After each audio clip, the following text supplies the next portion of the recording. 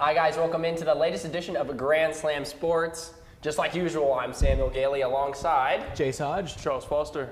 We're looking at some NFL to start off this show. We'll start off this segment as we are going to go to a new format here going forward. We're going to go to three individual videos. We're talking about MLB, we're talking about NFL, and we're going to talk some soccer as well. But we're going to go to a new format. We're going to try things out, and we're going to take things from there. So we're looking at more of an NFL segment right now in the first 20 minutes.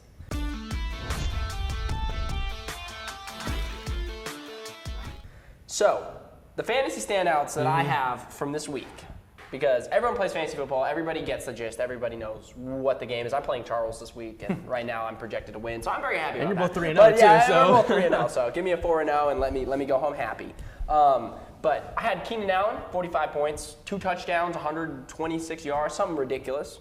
The Dolphins offense in general. The entire Dolphins team, whether it be Mostert, Shane, or all of those players on the Dolphins offense. Shane and Mostert as well. Shane and Mostert both had so crazy that sort of brings me into my next talking point, or the first talking point of this segment is like, can anyone stop the Dolphins?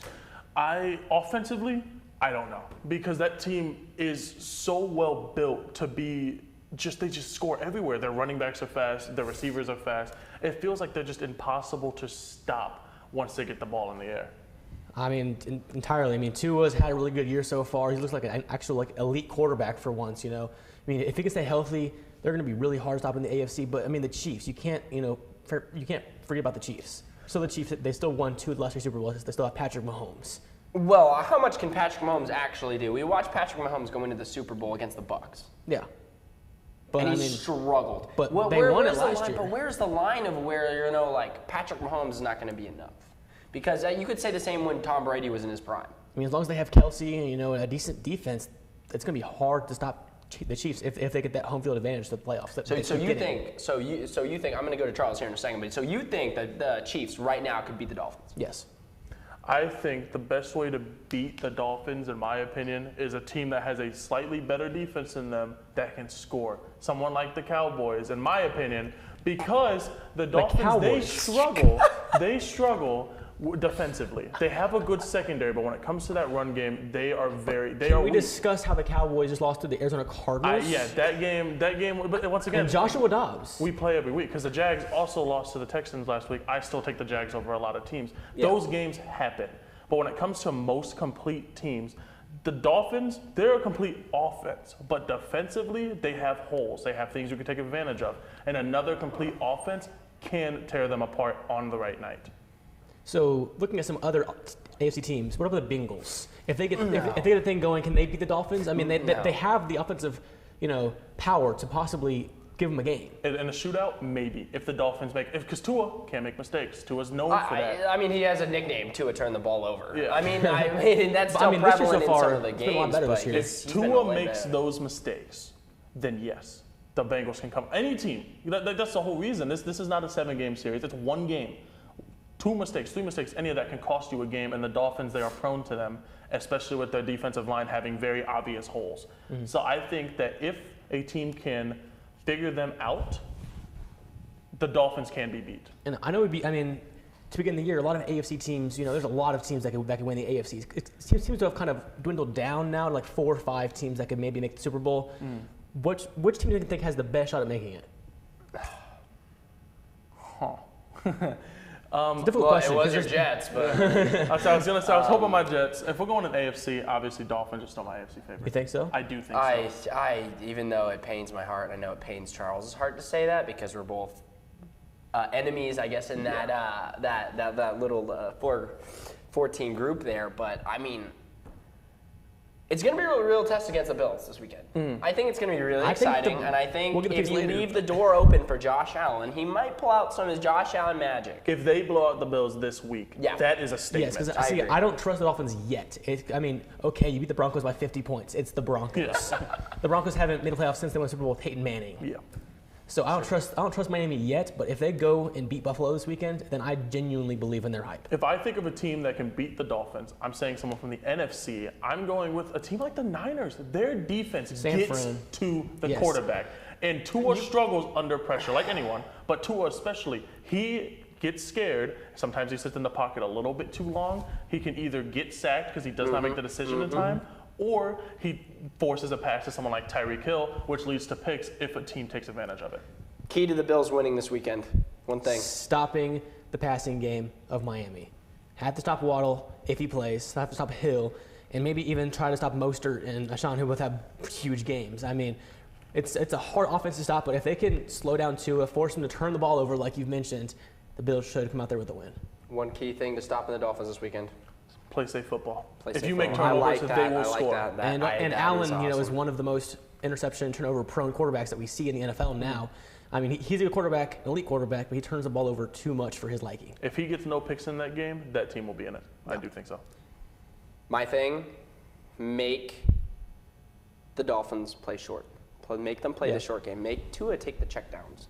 I think when they played the Patriots did a lot of cover 3, and it took away the big play ability of the Pats played them well, really well, and they were in that game tired of the game. Yeah, the believe me, Bills I know. have the team to beat the Dolphins and still win the AFC East division again. Moving on, we're going to look at Charles' Jets right now and their quarterback situation. They signed Trevor Siemian from Cincinnati. But Charles, are you satisfied with that signing, or judging by your face, it looks like you want to go a different route? But what are you thinking here? I don't know. For me, I think that they need an actual threat to Zach Wilson. Zach Wilson needs to know that this spot is not his. That's the problem, in my opinion. Saleh is really high on Zach Wilson, which is fine. You could be high on a quarterback, but if Zach Wilson's not in the hot seat, if Zach Wilson does not feel like his position's threatened, he's just going to go do whatever he does best. That's the problem. I think he throws interceptions. There's too much trust there for Zach Wilson. Yes. Because, I mean, he's proved nothing in his few years in the league now. Because Zach Wilson was one of Saleh's first. In fact, I think he was his first quarterback, his first quarterback that he under his regime. So he doesn't want to admit that, hey, maybe this was the wrong choice. Maybe we should have. I mean, that whole draft was supposed to be a quarterback draft. It ended up not being that way. Other than Lawrence is the only one I can really say that's been really actually living up to his billing. But I mean, taking quarterback that high up in the draft is always a real risk because it's always that boom or bust potential. Especially we're looking at a Bryce Young this year, which he has struggled. He's struggled quite a bit. And we're looking at C.J. Stroud, who got Stroud's going crazy so far. If I'm not mistaken, was taken actually a couple picks under Bryce Young. If I'm being Stroud correct. was right after Young, second pick in the draft. Yeah, exactly. And so that in general makes it really difficult to gauge whether, because I mean Zach Wilson did go to BYU. He had an impressive career at BYU. He's got a strong arm. He's able to find targets really well downfield. But it's just his flawed decision-making gets him in trouble. He takes too long in the pocket for an O-line. And people blame the O-line. Yes, they make mistakes. Last week against the Patriots, it was not their fault. The O-line had multiple plays where Zach Wilson's in the pocket for 10 seconds. And he's just sitting there just not doing anything. Dalvin Cook will be wide open for the check down. And also he relies on the check down too much. Instead of actually risking and using that arm that he was so highly looked at for in the draft, he's afraid to throw those picks, which is normally what makes him throw the picks. He thinks I'm going to throw a pick, so that he throws a safe route, which is normally what they're looking for, and throws it right to them. And I know you're mentioning you want a threat to Zach Wilson. In your opinion, what's the best quarterback that's out there right now that you could go and sign to threaten his job? I'm really high on a veteran that has been there before. So I'm thinking maybe a Wentz. Okay. Maybe if you want to dig back down, go into the older route, go Orion, someone that can teach him. Okay. Either teach him or prove hey, I've taken a team before. Even if I am old, I can still do it better than you, or at least I know how to do it. Well, I'm thinking about it in this way because I know we're going to go into the Kirk Cousins sort of esque possibilities of everything, but I like your Wentz idea. I think that the older veteran quarterbacks are going to look for more of a long-term deal instead of looking for more job security, instead of a Trevor Siemian who understands he's going to be the 2. Yeah. He understands that he's going to be the backup, and he understands that. I think that Zach Wilson just needs a little fire under his belly, and he needs to understand that, hey, if he doesn't perform this year, he's gone. I'm honestly surprised that Wentz is honestly still available. He's not a bad quarterback by any There's regard. a few teams that need. He did good in Philly. He was okay in Indianapolis. I mean, almost a playoff team there, and he didn't do bad, in Washington. I understand why he's still a free agent. He's a good backup quarterback for any squad. I would definitely take. I would have if I was the Jets. Personally, I would have definitely taken Wentz over Trevor Siemian just because of Carson's experience. And you don't need to trade for him. If I'm trading for a backup specifically, because obviously we know that someone like Jameis isn't going to be available, and Gardner would probably be harder with their quarterbacks being injured. Yeah, that's right. But someone that kind of popped up in my mind, and I don't know if it'll work for sure, but it might be worth a shot. Josh Dobbs from Arizona. He's consistent, and I like him. I think that he is a good leader. He might not be the best skilled, but he's a good leader in a locker room that is defeated, a locker room that had championship aspirations and now might not even make the playoffs. Well, I think part of that, why Josh is such a great quarterback. He's not a guy that you're going to throw on your fantasy team. He's going to get you 25 points, and you're going to be like, oh my God, I found the stud. He's not. I enjoy quarterbacks that are game managers, and Joshua Dobbs is a game manager. He accepts his role. He accepts that he's not going to be that starter. He even said, I remember watching an interview about him with Kyler. Kyler's coming back soon, and he knows that that's Kyler's spot, regardless of how good he plays, and he's okay with that. And Dobbs has proven to be actually really good for the Cardinals in the first 3 weeks. I mean, they were in all 3 games. They could have won all 3 games. I mean, obviously they only won the 1 game against the Cowboys, but they were winning the other 2 games. It gives them a chance to have someone in the locker room that is going to lift the spirits of the Jets, because they're fighting. They fought the past 2 weeks on the sidelines. Garrett Wilson and Zach Wilson could not stay out of each other's face. That causes issues. It's a team that was thinking they were going to win the Super Bowl and now are fighting to even make the playoffs. Yeah. That is, for a team like that, they need someone to motivate them like, hey, it's not over. We can still get this. Yep. Well, moving on to experience and time in the league, we're looking at Kirk Cousins. Jace was doing some research earlier, obviously. We were talking about this, and he knows the top 3 predicted places where he wants to go. That's for Taylor, actually. For Taylor. For Taylor. Jonathan Taylor. But I have some predictions for where Kirk Cousins is going to go for his next job opportunity, because, I mean, we are looking at a Vikings team that is probably going to move on to a younger quarterback. Eventually, and they have to. it's just Kirk Cousins, when is Captain Kirk's time going to be done in this Vikings era? I think if they lose to the Panthers this weekend, it's over. Yeah. It's done. They can't start 0-4 and keep Kirk Cousins at this point. It's too much money going into a quarterback that's not providing you any wins. The issue is Kirk Cousins is almost 99% chance leaving this offseason. That's been talked about for a while. So for me, I think get rid of him at the deadline while he has value. He leads the league in receiving and passing yards. His #1 target leads the league in receiving yards. He's a quarterback that's obviously getting the production done. His team's just not winning. Get him on a team that can win. I say, even if it's just for a season. I know that you're not high on that. But Kirk Cousins is older. And if he can prove, hey, I can take a team to the playoffs if given the right position, use this year as a prove it year, because the Vikings are not going to be able to prove it this year. Get on a team like that. Show he can do it with the right weapons. Then a team will spend the big money on him. Okay. My prediction, where he goes. We're going to each give a prediction here. Okay. I think he'll fit in great with the Bucs. Okay. I think Baker is just not going to get it done. That was my #1 pick, actually, as well. The Bucs. Because he's got Godwin. He's got Godwin. He's got Evans. And then he got a decent running back, Rashad White. It's a good building. I like Baker. They're 2-1 for a reason with Baker. But if Baker starts to have that decline, do they try to trade for Kirk Cousins to maybe give him that boost to get a playoff spot at the end of the season? I'm high on Baker personally. I want to say the Jets because I'm a Jets fan, but I'm going to be unbiased. I'm going to go with another team that could use a quarterback like him. The Raiders. For some reason, Jacoby Myers is just in his bag this year. Hunter Renfrow has been unused.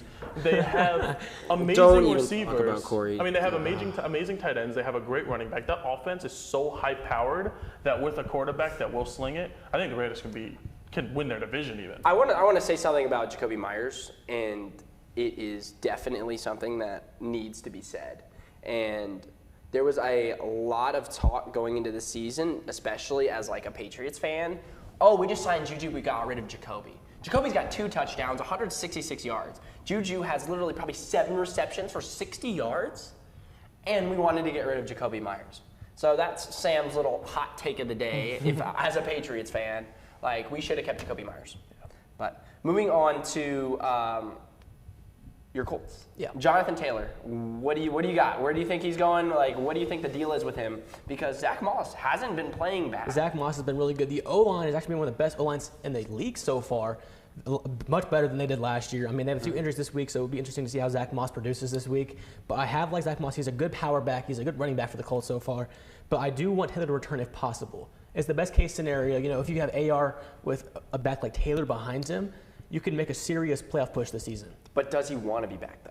That's the problem. I don't think he wants to be back. I think, you know, it's done between him and the front office. I think it's too far gone now. It's too late. Well, I mean, like, I was reading a blog earlier, and Yeah. it said that he was looking good in the workouts and stuff like that. Charles, do you think that he's working out for the Colts? Or is he trying to show other teams that are interested, like, yo, I'm here, I'm fine? Personally, I think it's settled. He's gone. I think that, that's just me personally, I think that he does not return back to this team. I really like, and this is a fit that I'm kind of seeing after Cam Akers got traded, him on the Rams. That's a personal favorite of mine for Jonathan Taylor to go to. Their offense is very high-powered, and if they have a running back that can play the way that Jonathan Taylor can, because it's very one-dimensional. You know Stafford's going to throw it at least 50 times in the game, especially when he gets Cooper Kupp back. Oh, Get dude, that's Cooper gonna be Kupp back. Get Jonathan Taylor for what won't be too expensive because he's holding out. The Colts can't really ask for much for him because he's not going to play for him. So you get that offense, that team is going to be disgusting. Yeah. Especially in a weak division. Absolutely. Well, the Niners, not What were the three predictions here? So the three that I saw that were like the top three, you know, Yeah. current trying to trade for Taylor if possible. Rams, like you just mentioned, which would make a lot of Nicely sense. done, sir. The Buffalo Bills. They don't. I mean, obviously they have. You know, I mean, he's been, James Cook had been Yeah. not bad at all. But And yeah, I then see it. the team that's been there all the whole time, Miami Dolphins. I knew. I just, yeah, it's okay. If Miami Dolphins get Jonathan Taylor, that's just going to be criminal, and the league should be charged with fraud. But I mean, and they have Mostert and Shane who's doing, going absolutely insane every week in, week out. So I don't know if they need Taylor to, they don't. And I mean, the Colts are asking for a lot. A first-round pick's a lot for a running back in today's value for running backs. Dolphins they don't need him. Mostert's obviously not elite like Jonathan Taylor, but he fits that fast offense. I do not think that Taylor will be able to do what Mostert has been doing for that team, or even our HN. They've both been phenomenal because they're so fast. And that team, you have to play deep on them because you know that Tyreek Hill's going to throw it. I mean, you know they're going to throw it to Tyreek Hill. Okay, fast predictions here in the last 3 minutes or so of the NFL segment. I mean, I'm excited because it's more of an understanding of each of us and like how a team specifically plays and stuff like that. So it's always exciting for me. So the Lions and Packers played yesterday. I had the Lions winning that game. I did too. I love Jordan the Lions Love this year. struggled. So Jordan Love struggled. in the first half. Unfortunately, my fantasy quarterback. Yeah, that's right. He still got you 17 points. I love the Lions this year. I think they're the best team in the NFC North by far. Okay, we got the Falcons and the Jags. I got the Jags here. Jags. Give me the Jags in London. They're the London Jaguars at this point. This is where the disagreement's going to happen. We got the Rams versus Colts. I have the Rams here. I have the Rams, and this is where he's going to Going Rams as well? Yeah, I don't think the secondary can keep up with them. You don't think so? No. With Puka and Tutu Atwell? I don't see the Rams losing this one. I'm gonna go my bias here. I think the Colts are a better team. I mean, I see that. And Aaron Donald feasts, in my opinion. but AR at least is back and he can go out of the pocket. That's true. He can rush out of the pocket, He's got his gain some legs. yards himself.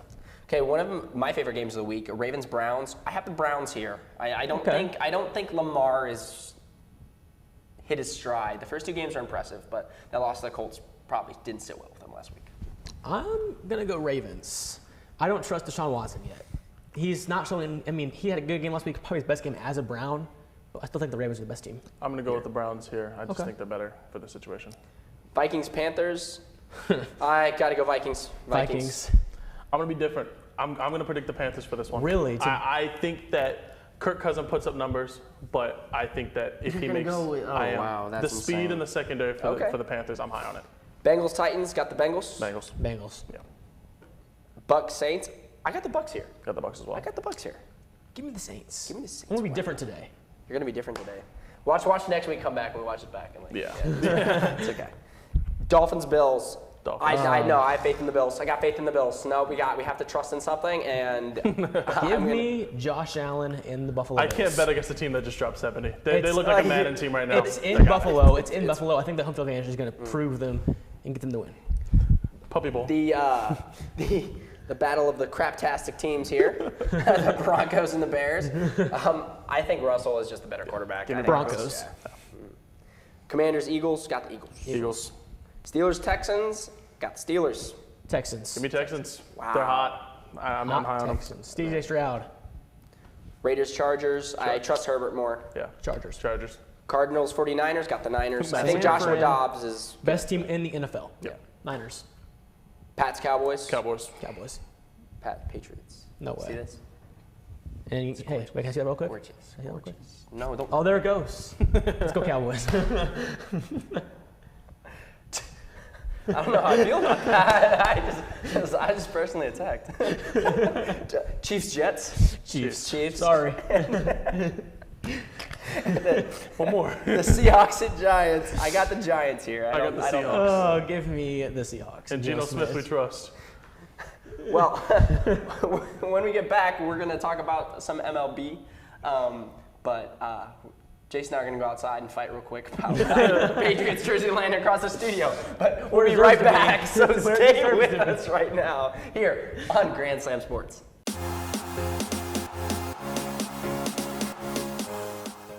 Welcome back to Grand Slam Sports. Today we're going to talk about some MLB and NBA now that we're back. First off, we're going to talk about the wild card race. There's a lot to talk about here with the wild There's card. a lot to talk about. Yes. First off, I want to talk about the fact that there is going to be a lot of tiebreakers. Oh, so in order to understand the tiebreakers, I'm going to ask you guys to pause the video real quick and just look up right here. And we're going to have the two tiebreakers up for both of the conferences because there's a lot. Getting into the actual wildcard standings, we know that Tampa Bay has now, obviously Tampa Bay is still in it. Baltimore just They clinched. won the AL East. Thank Congratulations you. to the Orioles. And a 100-win season, too, for the 6th time in franchise history. Phenomenal That's season for them. insane for the Orioles. Toronto right now still sitting strong at the second spot on the wild card, and Houston barely alive right now in the third spot. They're currently in a very good, well, they were just in a very good series against Seattle. Seattle stayed alive last night, though. If they lost that game against the Rangers, they would have been out. A walk-off by J.P. Crawford. I'm happy. I like the Mariners. And they're only- I just want them to make it. They're a game behind Houston, and then Toronto, Houston, Seattle, all within a 2-game margin, and that 2 of the 3 make it. But Seattle still has more against the Rangers, which is tough. But the Rangers are looking to clinch, the last division that's available to clinch, the AL West. It's hard to imagine the fact that either the Jays, the Astros, or the Mariners are not going to make the playoffs. Because all 3 of those teams, or the Rangers, all those teams have been very good.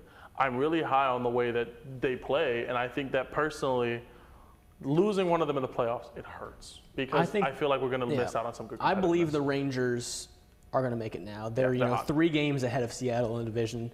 I think Texas will be at least a wild card team, if not the AL West champion. Yeah.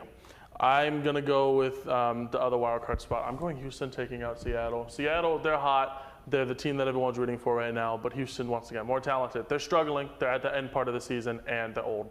It's normally how that goes. I'm going to tend to agree with you here. Seattle, as much as I like the Mariners and like Julio Rodriguez and all that, Houston just has a little bit more of an edge. They have that experience. They're going to go back in the playoffs and probably make a run in the playoffs too. It's unfortunate. It's Yeah. unfortunate because I wanted to see Seattle do it again. I did too. But looking back in the NL, we have Arizona and Miami right now currently in the spot. I think that the Cubs are probably going to get out of that spot. I'm not high on them right now. They are struggling. They are. They're a young team. They're not really used to being their only players that have really been that far, like Dansby Swanson. It shows. Miami is one of those teams right now that they are so hot. The team, everyone loves them. Their fans are actually showing up to games now. They're all over social media. They have always had that pizzazz that everyone loves about the Marlins. And when it comes to those last 2 or 3 games of the season, everyone's rooting for the Marlins. Diamondbacks, on the other hand, they're in a series against the White Sox. And as a White Sox fan, it should be free. They lost last night, but the Diamondbacks have that on lock, in my opinion. I don't see them Oh, giving they it do. up. They're a game and a half ahead of Miami, ahead of the Marlins for that second wild card spot. I think that the D-backs are going to make it. I know last week I said they weren't going to make it because the Yankees were playing them, but I was definitely wrong. D-backs are going to make it. They do host Houston. Yes. That will be hard. It One is. of these 2 teams, I don't think makes it because they're playing each other, and both of them are so close. I think that one of them gets knocked out here. I just think, I think they both make it because Arizona. Yes, they're playing Houston, but they're a game and a half ahead in the wild card race. All they need is one win out of these 3 games, and I think they're a guaranteed wild card team. And I think that the Cubs, they have Milwaukee, and Miami is in Pittsburgh. Milwaukee has nothing to play for. Yeah. They've already clinched the division. They're locked into that 3rd seed in the NL. But the Cubs are the rivals. They benefit from getting them out. They do. It's a good morale Similarly to boost. how the Lions and the Packers last year in the NFL. If you watch that. So I think that the Cubs are probably my team that's not going to make it. Marlins, I've been talking about since episode 1. The Marlins are my wild card pick. They're my favorite team in the wild card. Please do not let me down. I've been high on you guys this entire year. I've been high on the Reds the entire time, but I think they're done now too. I mean, they're in St. Louis to end it off, but they probably need to sweep that series and hope for some help across the board to make the playoffs. Yeah, of course. Moving on to some more sad news. I hate to talk about it because, growing up, I watched a lot of these guys, especially being from the Midwest. Both of these guys were very prominent. This weekend, in this week, will mark the last games from players like Adam Wainwright and Miggy. It's hard because Adam Wainwright, of course, he just hit 200 wins, and he's now been announced that he will not be playing for the rest of the season. So Adam Wainwright is officially done. I still wish he retired last year, personally retired with Pujols and Molina. But growing up, I went to a lot of Cardinals games. I watched Wainwright a lot. And it's definitely sad to see him go. Seeing that last series as well against for the Tigers, seeing Miggy hit another home run. Miguel Cabrera, once again, another player, part of my childhood. So it's sad to see them go. And, I mean, Cabrera's one I grew up watching a lot, too, and he's one of my favorite players of all time, 100%. So it's sad to see him go. I didn't watch much of Wainwright. I'm not a big Cardinals person usually, but, I mean, the whole Cardinals core of, Pujols and Molina and Wainwright's all going away now. It's a whole new Cardinals compared to what it used to be. Yeah, I mean, I'm high on Contreras. I don't think that he's going to be the replacement for Molina like they have planned for him, but I think that he's still going to be a great, he's going to be a good catcher for. And Ivan Herrera back. I mean, the Cardinals, they're in good hands. They just got to get their stuff together. Joey Votto as well. I think it might be his last game as a Red, is what I'm hearing. I mean, he's 40. I don't know if he's retiring. I think he plans on playing another year, but I think the Reds are officially going to let go. And it's hard because, once again, another player from the Midwest area that we grew up watching, and it's unfortunate. The year of the Midwest retirees. Yeah, the Midwest teams, we all know Midwest teams are really, really fan-heavy. Cubs, Cardinals, some of the best fan bases in all of baseball. They like their old players, and it's hard to see them go. Also seeing Javi, Chris Bryant, and Rizzo leave from the Cubs. It's just all those people we grew up with, they're all either moving on or on different teams. So wish the best for them, and thank you guys for all the memories, of course. And now looking back at the playoffs picture now, I know we've done our picks each week, but has anything changed for your World Series pick? Yes, actually. Really? I was high on the Astros. Okay. That obviously I have Atlanta winning it all. But the Astros right now are looking like one of those teams like, I don't know. Because they're so talented, but they're just not putting it together. I mean, in the playoffs, in a big series like that, it's normally where the talent comes out. But baseball's a sport all about streaks. And remember the Phillies last year, they made it to the World Series. They were not the best team in the entire NL, but they were hot at the right time. I think that a team right now that is hot at the right time that I think can actually go all the way, I'm going to go with the Rangers. I'm a lot more high on them than I was before. The Rangers. Their pitching is deep. Their team is very deep. Still have injuries, though. The injuries can still affect them. 7-3 in the past 10 games. They're hot. They're going to come off the momentum of likely winning the division and will likely also be getting a bye as well. I think that, that bye could cool them down, but if they train right, I think that they're the hottest team right now. It's interesting to see Baltimore first in the AL, because I don't know how to feel about them making a playoff run. Because we're not used to seeing the Orioles in this situation. They're just too raw, in my opinion. Their pitching doesn't go deep enough. Their team goes deep enough. I mean, they have 100 wins for a reason. The only 100-win AL team at the season. But the pitching-wise, that's the biggest thing for me is this team, once you get to a Game 4, Game 5, is the pitching going to be good enough against an elite lineup? I don't know. I personally am not a fan of, because their run difference compared to some of the other top teams, compared to Texas, they have like 40 more runs allowed. Compared to Tampa Bay even, who's in the wild card spot. I mean, they give up more runs than the average team, and if they're not hitting well, they will lose. So do you believe that Tampa's actually a better team than Baltimore, even though they lost to the AL East? No, because they're hurt. Normally, yes. Okay. But they're hurt right now. Their pitching is basically all on stretchers 24/7. they can't stay healthy. So no, but next year, yeah. So what's your official pick right now? Rangers, Braves win it. I think they only lose one game. Okay, I'm gonna go with the 2-1 seeds, Baltimore and Braves. I think they're the best two teams in baseball. I know Baltimore's raw, but I really like them this year. Even though as a Yankees fan, you know, they're AL East division rival. I've always loved the Orioles. Hey, I mean, the Orioles are a team to root for. You can't not absolutely. like them. And it's not that I don't like them. I love their team. I just don't think that they have what it takes to go all the way. Moving on to a sport that's going to be coming up. We're actually finally getting to the Grand Slam part of Grand Slam sports. We're going to go into some NBA.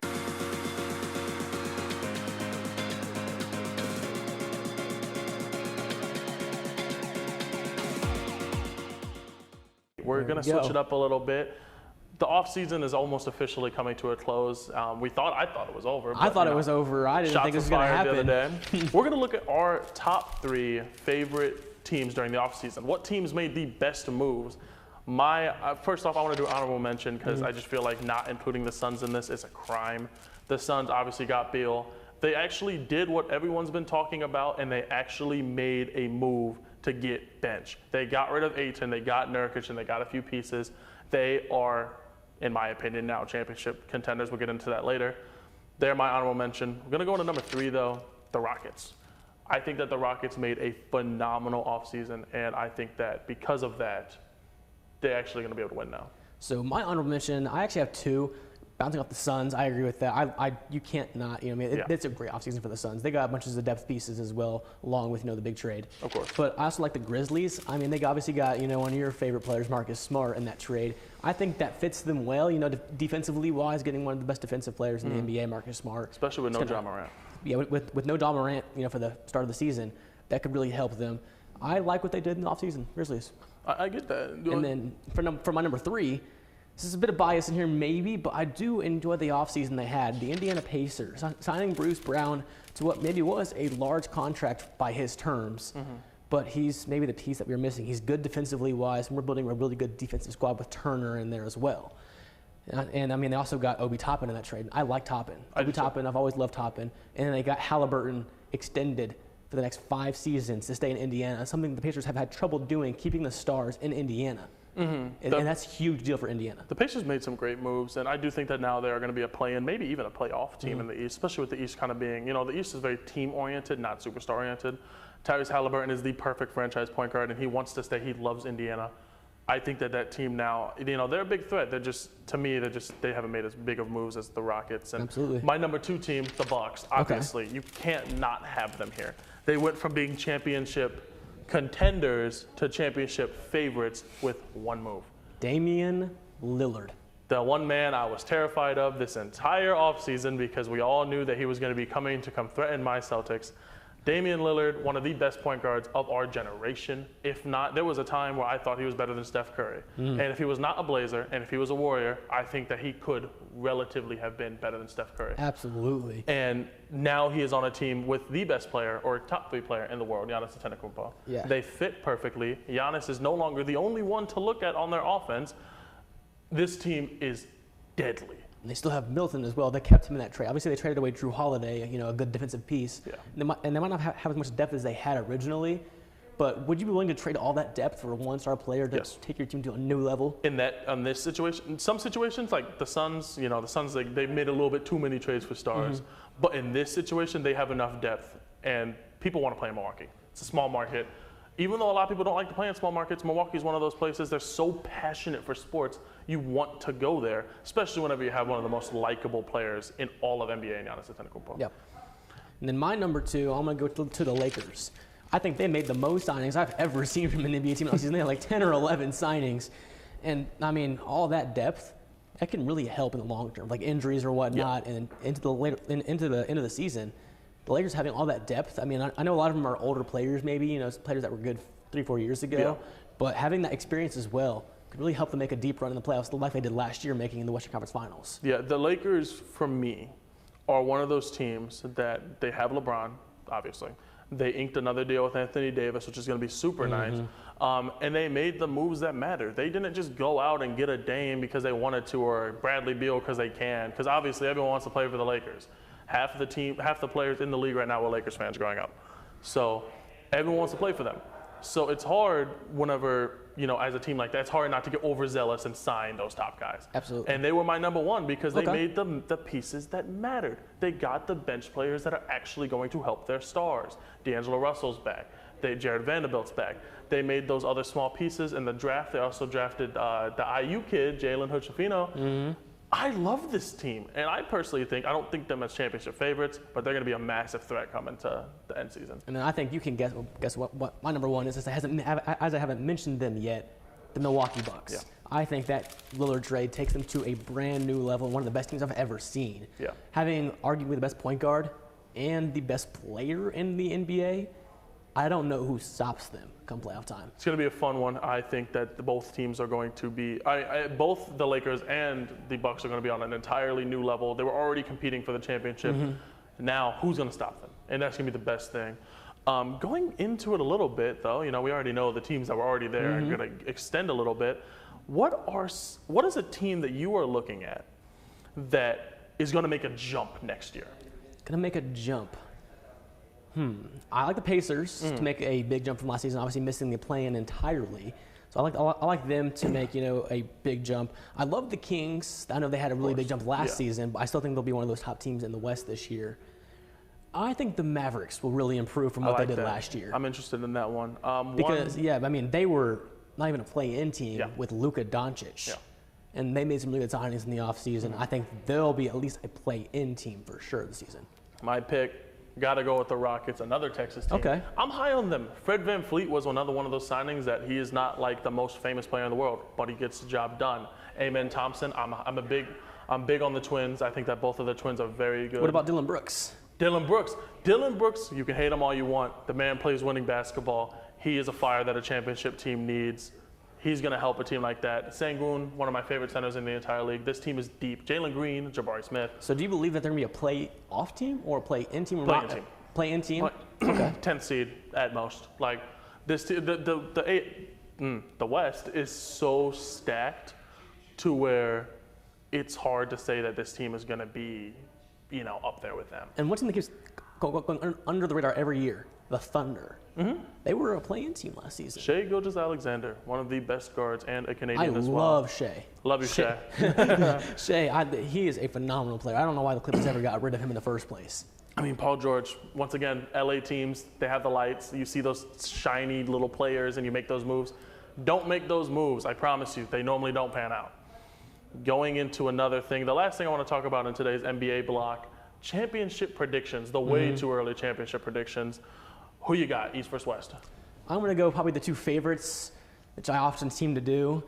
Nuggets, the defending NBA champions, and the Milwaukee Bucks with Damian Lillard. I think they're the best two teams in the NBA. NBA tends to be top-heavy when it comes down to playoffs. Those favorites usually tend to win because it's a 7-game series. Best team usually wins. Yeah. So I think they're the best two teams in the NBA, and I think they'll meet in the finals with the Bucks winning the whole thing.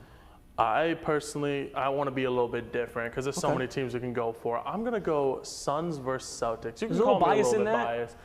I think that the Celtics still have the best full team in the league. And if JB and Jason Tatum can figure it out, no one beats them in 7. Even the Bucks, because when it comes down to depth, the Celtics have the best bench in the league, and especially if they end up getting Drew Holiday. Now Porzingis too. Yeah, exactly. If they end up getting Drew Holiday, it'd be like Marcus Smart didn't even leave. Yes. Speaking of Drew, where do you think he goes? Boston or Miami? Boston or Miami? Yes.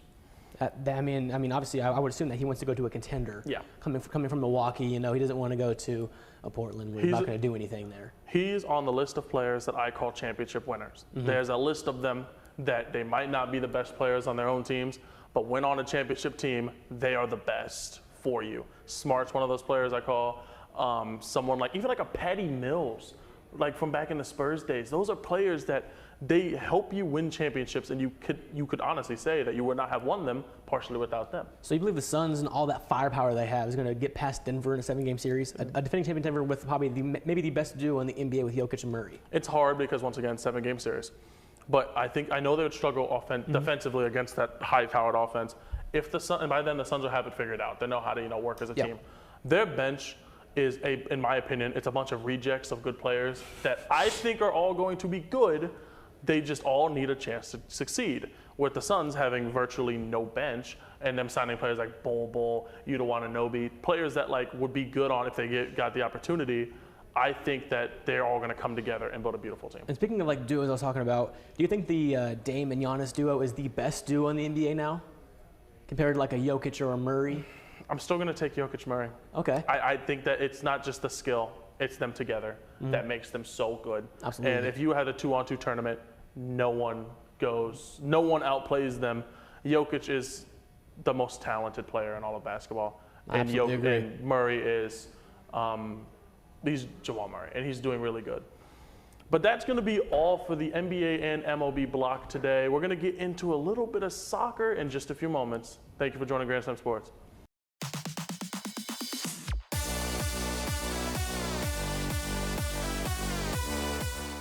Welcome back into Grand Slam Sports for our last segment here, soccer. Samuel Gailey back to join us after missing out on the NBA and MLB section. We're going to start with some Manchester United. We have some news there going on. Anthony has been reinstated into the squad after all the allegations against him. What's your thoughts on that? I mean, for me, definitely that raises some personal concerns with like a player. I mean, like in general, it doesn't matter whether it's a football player, it doesn't matter if it's a soccer player. I think that really says a lot about where Manchester United are leaning morally towards the situation. Whether it's true or not, it's a very, very touchy conversation to have. I don't think anything was like officially charged. It's just allegations. But where do you like draw the line as a sports organization to where, hey, even though you haven't been proven guilty, because they did it with Mason Greenwood. They brought Mason Greenwood back. They faced some backlash, and look where he's at. He's in Getafe in Spain. Yeah. And so is it going to be a similar situation where they're going to look at Anthony's situation and be like, hey, we wish you the best. You got to move on. But I mean, he's bringing him back immediately to practice, Ten Hag is. So I don't know how fans will feel about that, you know, within all fans. It's hard because in those situations, obviously, there's nothing that's been officially charged yet. It's hard as a coach and as a manager to decide, hey, what do we do? But for a team that is so desperate right now, it's very clear, Man U is desperate. I feel like this is a desperation play, and I think it does show that they are struggling. Well, there's a line between being empathetic towards someone, but also doing the right thing. Yes. And I think this will really show where Ten Hag's head, and I guess you could metaphorically say heart, is at when making this tough decision. Because, I mean, for me personally, I would be like, hey, you're welcome to discuss trades with other clubs. We just don't find you suitable here anymore. Yeah. Speaking of desperation, now they have one of their best defenders out for 2 months. Lisandro Martinez out for 2 months after picking up an injury in the previous game. That's a big loss for him. I mean, you're looking at a replacement of Lindelof. You're looking at a replacement of Johnny Evans. Some guys who have some experience. I mean, it's not a drop-off, but you're looking at missing somebody that will literally probably take your legs away from you before you're able to get a shot off. And I think they're going to miss that little bit of in their back line. I think, I mean, losing anyone obviously is hard. And for a team that has already been going through so much coming into this year, losing just another player, you're still dealing with the Sancho issue, which I know we're about to get into. Yeah. This team they cannot catch a break. I honestly kind of feel slightly bad for him. I know you're a City fan, so you don't. I'm enjoying every minute of this. That's right. But speaking of Sancho, what's going on there with him? He just can't get back into the squad. I mean, we talked about it last week. It's just a disagreement between, some people just don't see eye to eye. Yeah. And it's obvious that Ten Hag has other plans for other players, and it does not include Sancho. And so it's like having a group project in one of your classes, and you don't see eye to eye with somebody, but you're still on the same project. Yeah. And sort of that's what it is right now, of like where he's training individually. He's training aside from the first team. He's training aside from Man United, but still underneath the Man United umbrella per se. But personally, I think that some moves are meant for some players and some moves aren't. And this one, through trial and error, is not meant for him. I was a fan of Sancho before he went to Man U. And even when he was in Man U, I was a fan of Sancho. At this point, I just wanted to leave. Honestly, just get over it and move on. What's the best fit for him going out of United? If he leaves, where's the best option for him? Back to Dortmund? Back to Dortmund. Hear me out. No. I think it's going to be surprising. My two top fits right now are either Leipzig or Brighton. Okay. I mean, Brighton has a lot of wingers already, though, with Ansu Fati not going into the team. But they need a Sancho now too. But Brighton has the manager. Brighton has the discipline. I don't think it's Sancho's level of play that's disheartening. I think it's his discipline and lack of commitment to Man United that has been really hurting the team more of all. And Brighton's manager can absolutely beat that into him. I like that Brighton pick, actually, even if it's just for some depth, because Brighton, they want to be a legitimate European competitor. And if they're going to do that, they're going to need to have depth. And I think Sancho could be really good for that. Ansu Fati also gets injured a lot. You got to look at the injury list of Ansu Fati. I mean, like, he's been injured at Barcelona. That was one of his problems. And so are we able to cope with that? Let's go ahead and say in the Premier League, City has started out the season 6 for 6, 6 wins from 6. Can they match that Arsenal invincible season from years and years ago? I believe they can, unfortunately. I mean, you just got to... Basically, what's happening at City is that you have all the pieces, and they're starting to slowly come together with Pep. I mean, the treble last year. Yeah. I mean, I think it's just going to be a rerun, a repeat of last season, if anybody can challenge them. And I don't really have anything else to say on it. I mean, I know it's scary. early. I mean, 6 games from 6 isn't really much in a 38-game season. But they have the team. I mean, recently there's been a lot of injuries, I know, could affect them later on, but they have the team that can match this Arsenal invincible season and take Arsenal's only ever achievement away from them. See, what scares me when it comes to Man City, and their team is talented enough to do it, but they're obviously playing in the Champions League. They're playing a lot of games. Does fatigue play a factor into them having one misstep? Because that's all it takes is one misstep, one bad game, and it's all over. Well, you saw it with Arsenal last year. They're up on the table 6-8 points. 3 bad weeks, 2 losses, a draw, and City's knocking on the door. Yeah. And I think that in any league, it's really important to get that 3 points. It's stress to get that 3 points. And I think that if City does mess up, there's definitely opportunity for other squads to come in. Liverpool's sort of making a comeback. We have the other superpowers, obviously. Yeah. I mean, but I think Brighton sneaks into the top 3 this season. I think that Brighton makes Champions League. Yeah, go ahead. I think that Brighton makes Champions League this year. I just think Really? that they have the roster to do so. Now, I don't know. They're fighting, and it's going to be hard because obviously Premier League is very top heavy. But I think they can slip in if they take advantage of a team's mistakes. Yeah. So, do you believe that Liverpool is the biggest competitor this year to City in title? With that midfield of Schlabberschlei, Endo, and a couple other people, a couple big factors, the names are just escaping me right now. I mean, that midfield had a huge rebuild this summer. I mean, McAllister coming in. It takes a while, too, for a team to gel. Yeah, and also, like, one of the losers in all of this for me, unfortunately, that plays for Liverpool is Thiago. Thiago was so creative, so magical for Barcelona and for Bayern. He was one of my favorite players on Bayern, and now he's not really seeing much time. And it's sort of very unfortunate for me to see a player of his caliber just go by the wayside. But other than that, I think Brighton. I'd take Brighton over in second. I think in second, I think, really? Yeah, you think they're that good already?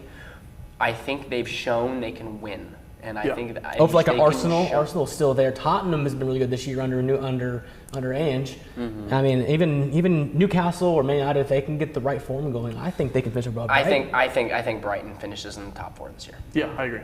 I agree with that. I think that Liverpool is the biggest at the City, but I still see it. City. The Prem is their league to lose, in my opinion. I don't see them giving it up. They'd have to take a catastrophe for them to do so. Yeah. And I mean, they'd be the first team ever to win 4 Premier Leagues in a row if they win it this year, which is it's never been done before. Yeah. But to me, I think Arsenal is still the biggest challenger here. Arsenal has that really good squad. They had really good signings this year with Kai Havertz, Declan Rice, you name them. They spent a lot of money this season to really beat City officially. I mean, last year they had the league handled, basically, and then they lost it late in the season. I still think that they're the biggest challenger. If they get hot, they're going to be hard to stop Arsenal. Yeah. And City, Arsenal will play here in a few weeks. And City will not have Rodri for that game due to the red card he had in the previous game. So that could be a big loss for there. But I don't see Brighton getting top 4. I mean, we'll see. Time will tell. But I think that Brighton. And they also they're getting in the Europe scene a little bit. I think that this team, they have what it takes. And City lost their first game of the season last week in the Carabao Cup against Newcastle. Does that mean anything at all? No. That'd be fun. Yeah, that'd be fun. It's funny, but that's more. And now Newcastle drew Man United in the next round of the Carabao Cup at Old Trafford, so that'll be the biggest game of that round. But now let's go to the Bundesliga with Bayern Munich, your team. Leverkusen is challenging them right now, tied with them on points at the top of the table. Can Leverkusen sustain a charge for the title? I think they can. I think they can sustain a charge, but unfortunately with a lot of these top-heavy teams, like you have a couple key players, and if one of those key players gets injured, it's very hard to replace them. Bayern, unfortunately, the reason why they win every year, the reason why they're in the title race, are always in contention, is because they have depth. Mm-hmm. They have depth. Musiala gets injured, you have got Thomas Muller. If Thomas Muller gets injured, you have Martellus Tell. You have a depth to Bayern where it's difficult to play. You saw Kingsley Coman go down with an injury, Sané fills in. There's not much of a difference in drop-off of ability or skill. And I mean, like, we're looking at a Bayer Leverkusen team where if Jeremy Frimpong, their right back, goes down, suddenly you lose an asset on the right. Yeah. And you go to more of a defensive right back. And it's difficult because when we're talking about like a certain team and a certain way they play, I think it's going to be difficult for Leverkusen just to keep up. Mm-hmm. Can they do it? Yes. But are there going to be roadblocks just like in any other team? Honestly, you said it pretty much perfectly. It just comes down to depth. I think that, starting versus starting, they could do it. But obviously, that's just not how seasons go. Mm-hmm. Bayern, in my opinion, they win it again.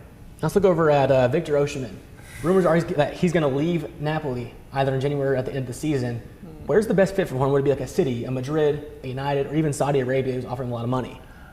I just want him out of Italy, personally. As an Inter fan, get him out, please. I'm so sick of playing against him. But I've been high on him going to Madrid. I think that it's a good fit for him. They're a winning team. He's a good striker, and he scores a lot. I think that for him, Madrid is the best fit, especially with the Madrid team that mostly gets a lot of their goals from the midfield. They could use a striker that could score like him. Definitely agree when you're talking about a team that needs a striker. I would have definitely really enjoyed if Bayern held out on Harry Kane and picked up Osimhen. Yeah. I would have loved that, but Harry Kane's doing great things for us. So I'm not fine. He's Harry Kane. He's scoring goals. But I think, personally, that he's going to look for a challenge. And I think he's going to look for something that he can put on his player resume and be like, okay, look at this. I went to this team and I turned it around.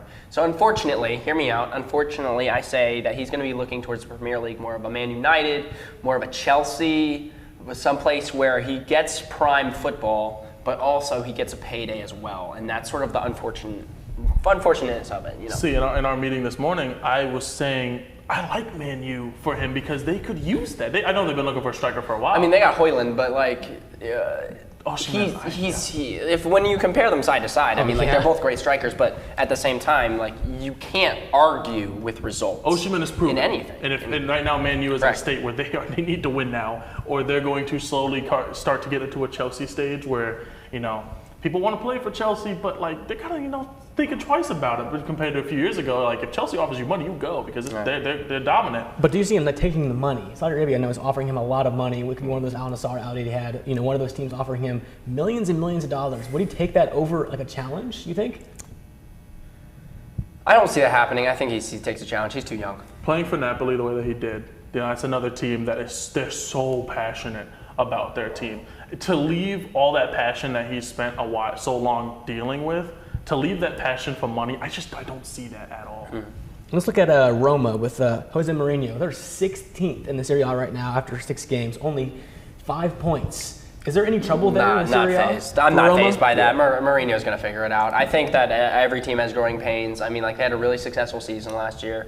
You got Dybala, you got Chris Smalling, you got some veteran leadership. I think they'll figure it out. They'll turn it around. Serie A is to the point now where it's an anyone can take it kind of league, and any team can struggle. We saw Juventus struggle a little bit last year. Yeah, with the point deduction as well. Yeah, it happens. I mean, it's not one of those things where it's like, it's not panic mode yet. It's too early. I think Roma turns things around. And let's look at in Spain, La Liga. Girona is first place over Madrid, Barca, Atletico Madrid. Girona is first place, and they're under the City Football Group, Man City Football Group umbrella, and they have some money being input into the squad. Can they really do anything in La Liga? No, I think this is sort of a Cinderella story that they're going to run out of time, and they're going to lose the dress and they're going to drop the shoe on the staircase. And Madrid's too good, sort of fall. In my opinion, Madrid is just too good.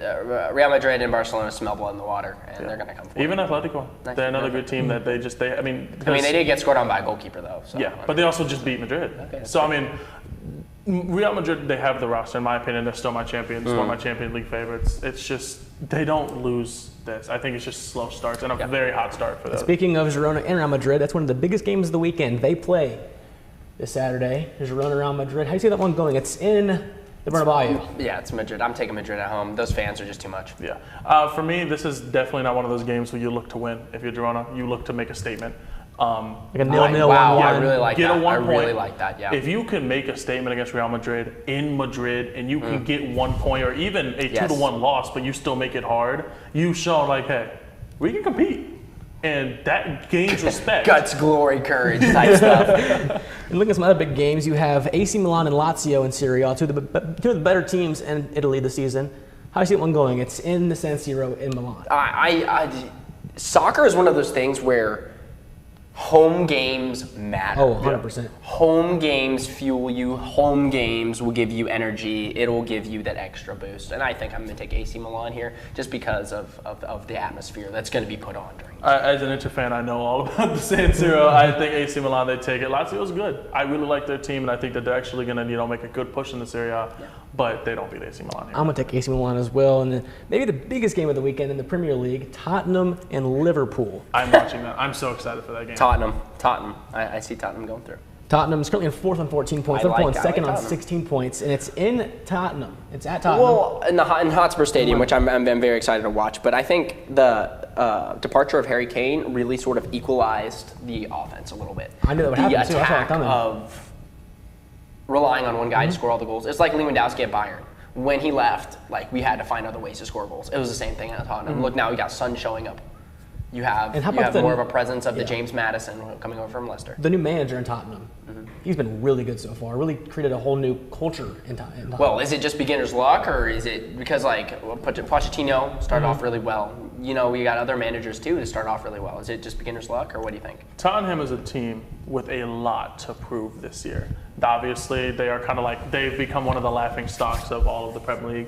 They have so much talent, and like you said, their goal, how they spread their goals out is very impressive to me. I think that this team, they are very talented. I think that they have the talent to go there. The culture does look changed. I'm not saying it's beginner's luck. I think that they finish in the European spot this year. Nice. So now looking over at the UCL, match day 2 is coming up this week. Some big games. We have Napoli versus Madrid in Napoli. Madrid. Sorry. Unfortunate, but Madrid. Yeah. I think a draw here. Nope. I think a draw. Vinicius is back. Yeah. Vinicius is back. It's going to be a good one. But it's going to be a good one. I take Madrid. And then you have Inter and Benfica. You are Inter playing Benfica. Could be an interesting game here, rematch of last year's Champions League. I'm taking Benfica. Inter is not in form really? right now. In the San Siro. Inter is not in form right now. Wow. And maybe a draw at most. As an Inter fan, we lost our last game in the Serie A. We drew to Sociedad. This team is not in form right now. That's crazy. And I say Inter to draw. It's very obvious that they're struggling. And I think that if they come into that game, especially with how long it took for them to score in the last Champions League game, if they come in struggling the way that they have been, they don't win that one. I'm taking Inter. I think they're the better team here. And at the San Siro with that home crowd behind them, I think they win this game. Then you have the 2 games and, the group of death here, Dortmund versus Milan in Dortmund. How do you see that one going? I take Dortmund here. I think they're hungry. I think they're hungry after that first game. I think Dortmund is going to come out with a little bit of creativity. You got Mukiyoko up top. You got Gio Reyna coming back from injury again. Depth is it's not what we're used to though. It's win or go home basically. They know they're in the group of death. They know They know they're in the hot seat. They know they're in the bottom 2. They're fighting it out with Newcastle right now to get to that number 2 spot, the number 3 spot. I take Dortmund here. I think it'll be a draw. Yeah. I think AC Milan just has enough to go into Dortmund. I know that yellow wall is very intimidating. You know how crazy that can be. Tifus as well. I know. But I think Milan goes in there and grabs a draw out of that game. I mean, this group is about impossible to call. Because you also have Newcastle, PSG, which we'll talk about here in a second. But who's your pick here? I'm going draw as well.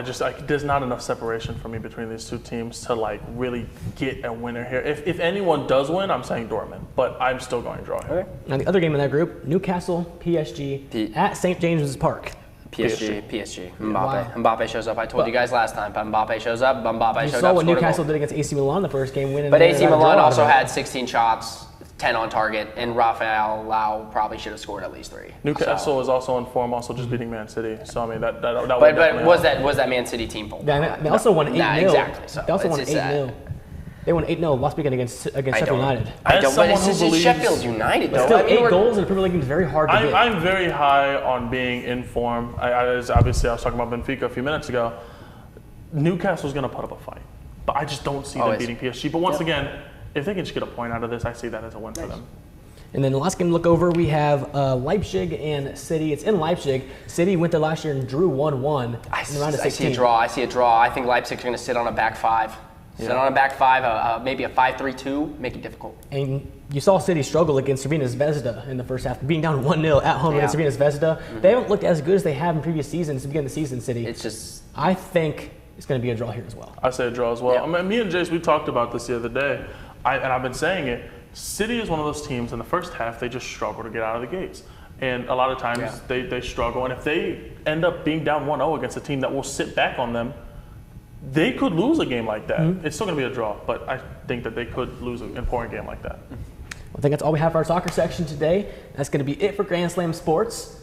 I'm Samuel Gailey. Charles Foster. And I'm Jace Hodge. Thank you for watching. Tune again in next week.